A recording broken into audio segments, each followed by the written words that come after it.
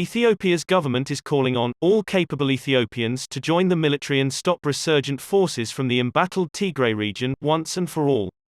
The statement from Prime Minister Abiy Ahmed's office on Tuesday represents the further crumbling of the unilateral ceasefire the government declared in June as its military retreated from Tigray, or the abandonment of the ceasefire altogether.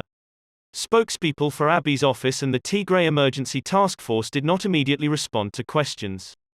The new statement also takes aim at some in the international community, blaming them for the machinations of foreign hands in the 9-month war that has spilled from Tigray into Ethiopia's neighboring Amhara and Afar regions.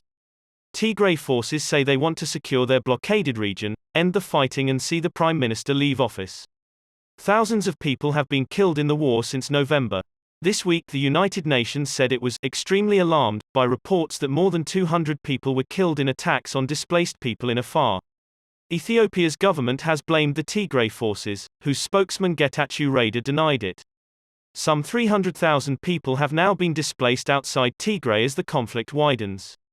The new Ethiopian government statement also calls on all Ethiopians to be the eyes and ears of the country in order to track down and expose spies and agents of the Tigray forces. Witnesses and lawyers have said thousands of ethnic Tigrayans have already been detained during the conflict for their identity alone.